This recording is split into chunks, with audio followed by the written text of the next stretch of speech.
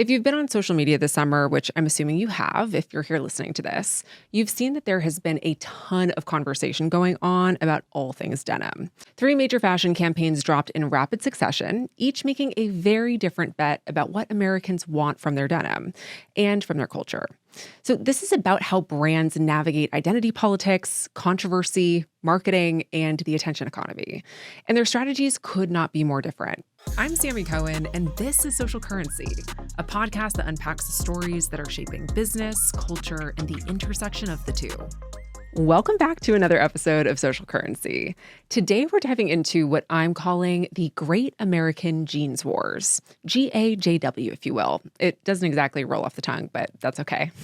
The showdown tells us everything about how brands compete for cultural relevance. So let's start with the timeline because this all happened really quickly.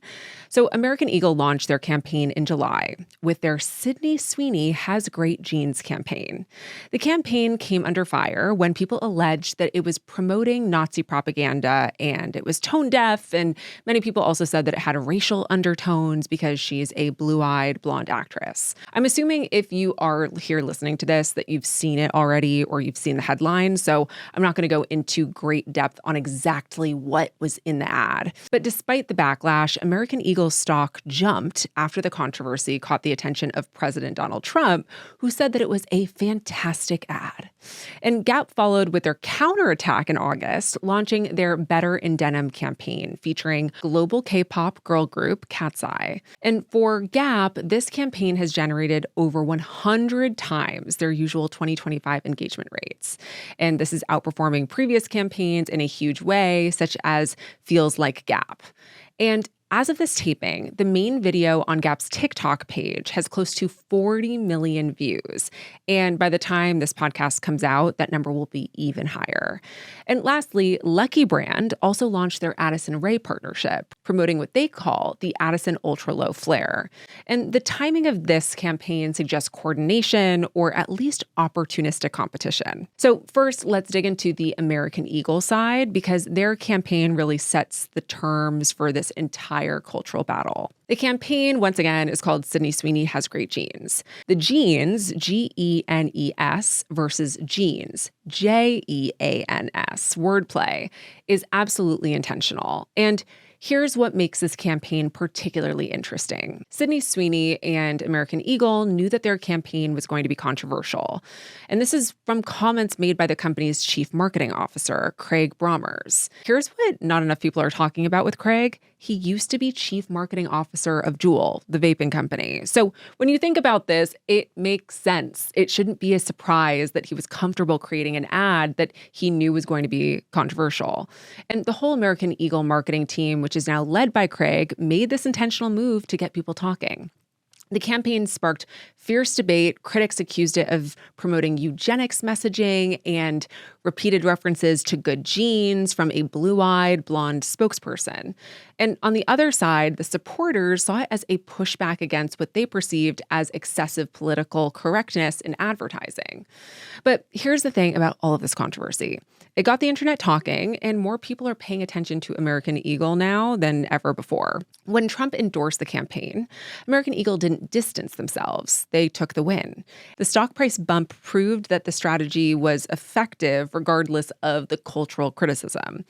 And despite initial reports saying that store sales were down, the stock price is still up at the time of this taping. Now, Gap's response came a few weeks later with their Cat's Eye campaign.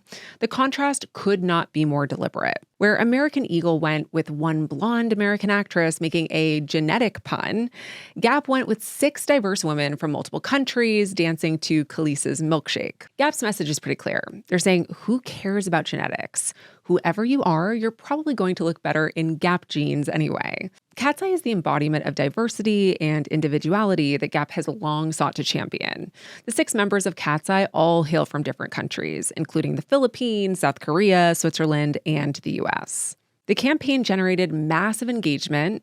Once again, it was 100 times Gap's usual rates, proving that inclusivity can be just as attention-grabbing as controversy when executed well. And if you haven't seen it yet, pull it up on YouTube where you can see the full version of the video because it's so good and it really does, truly, it makes me want to buy Gap jeans. Now let's move on to the third brand.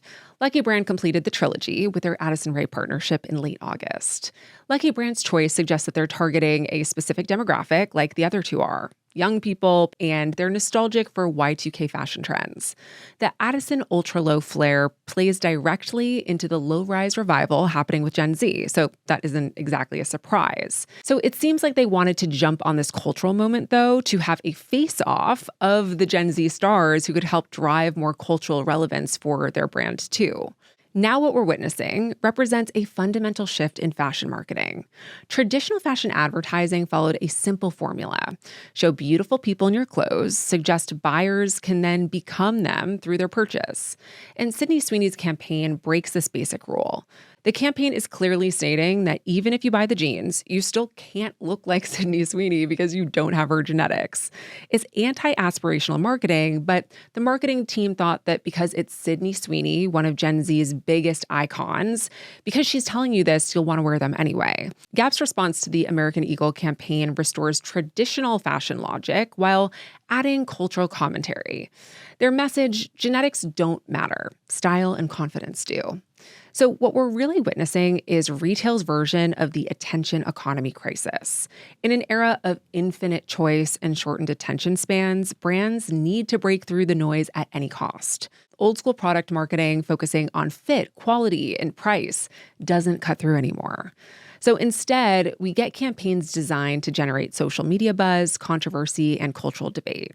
The product becomes secondary to the conversation around the product. American Eagle doesn't need everyone to love their Sydney Sweeney ads. They just need everyone to talk about them. And this represents a fundamental shift from buy this because it's good to buy this because it makes you part of a cultural moment. And the real test for these campaigns isn't social media engagement or short-term stock bumps. It's whether they build lasting brand loyalty and cultural relevance in the long term. And the note that I'd love to end on actually relates to a recent Harvard Business Review article that I read. And it's called A Good Rivalry Elevates Your Brand. And I'll link it in the show notes. But in the paper, it says that the analysis of Twitter data from 100 brands, I think the years were 2020 to 2022, across 20 product categories, found that referencing rival competitors in marketing messages significantly boosts consumer engagement and purchase intention. The negative rival references reinforce their choice and actually provide them with the opportunity to feel superior. So I bring up this article because it's fascinating to think about the potential upside here, not just for Gap, who's clearly getting overwhelmingly positive feedback from consumers about their Cat's Eye campaign, but for American Eagle too. Could this be the beginning of a new rivalry that may play out in years to come? Only time will tell. And whether any of these strategies work long-term remains to be seen. But they've all succeeded in making jeans part of the cultural conversation, which is exactly the point. And that is all for today's episode. Next time, we are going to be diving into more of a personal episode about how I'm taking what I learned from my 5 years at Amazon and applying those lessons to building social currency. So I can't wait for that episode, and I will see you next week. Thank you so much for listening to today's episode of Social Currency. I've been wanting to launch this show for so long. I can't tell you how excited I am to do this and how thrilled I am that you're actually here listening. It means the world to me. If you liked what you heard today, please rate and review the podcast because it massively helps to support the work I do to bring the show to life. And if you want to keep up with the hottest business lore in real time, follow me on Instagram at Sammi Cohen Talks and subscribe to my newsletter, Social Currency, which is linked in the show notes. Social Currency is a production of Social Currency Media and Money News Network. The podcast is hosted and executive produced by me, Sammi Cohen. Social Currency is produced by the Money News Network team. See you next time.